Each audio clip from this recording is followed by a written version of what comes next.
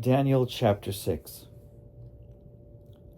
It pleased Darius to set over the kingdom 120 satraps, stationed throughout the whole kingdom, and over them 3 administrators, one of whom was Daniel. To these the satraps gave account, so that the king might suffer no loss. Soon Daniel distinguished himself above the other administrators and satraps, because an excellent spirit was in him, and the king planned to appoint him over the whole kingdom. So the administrators and the satraps tried to find grounds for complaint against Daniel in connection with the kingdom. But they could find no grounds for complaint or any corruption, because he was faithful, and no negligence or corruption could be found in him. The men said, "We shall not find any ground for complaint against this Daniel, unless we find it in connection with the law of his God."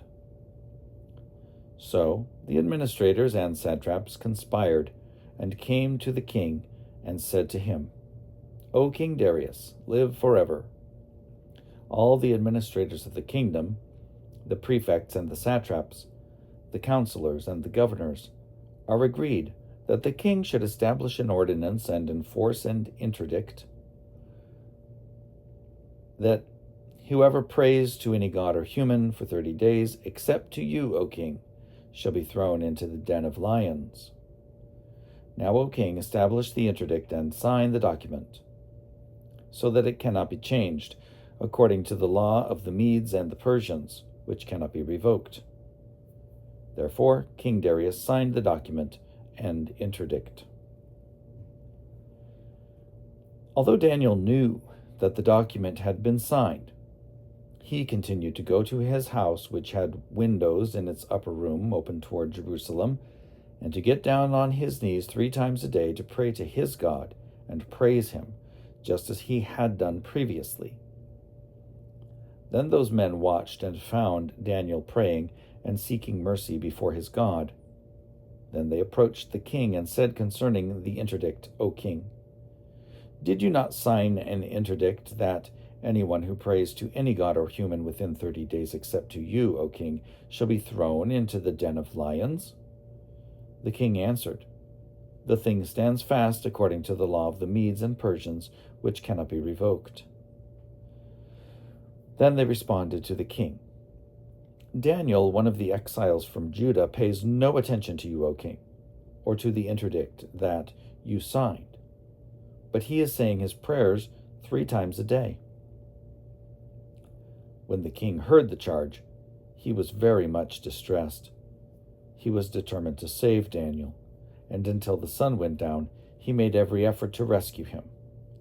Then the conspirators came to the king and said to him, "Know, O king, that it is a law of the Medes and Persians that no interdict or ordinance that the king establishes can be changed."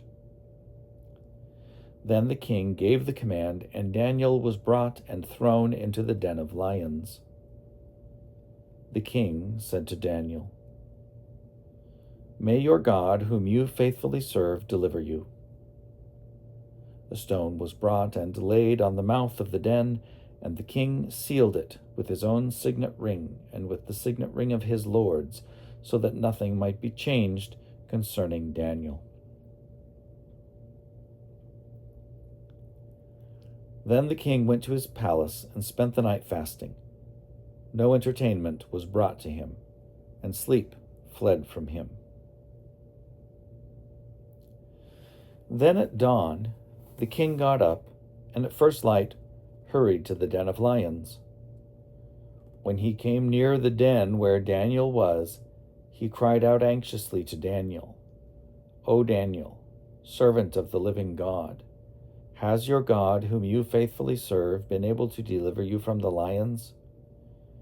Daniel then said to the king, "O king, live forever. My God sent his angel and shut the lions' mouths, so that they would not hurt me, because I was found blameless before him. Also, before you, O king, I have done no wrong." Then the king was exceedingly glad and commanded that Daniel be taken up out of the den. So Daniel was taken up out of the den, and no kind of harm was found on him, because he had trusted in his God. The king gave a command, and those who had maliciously accused Daniel were brought and thrown into the den of lions, they, their children, and their wives. Before they reached the bottom of the den, the lions overpowered them and broke all their bones in pieces. Then King Darius wrote to all peoples and nations of every language throughout the whole world. May you have abundant prosperity.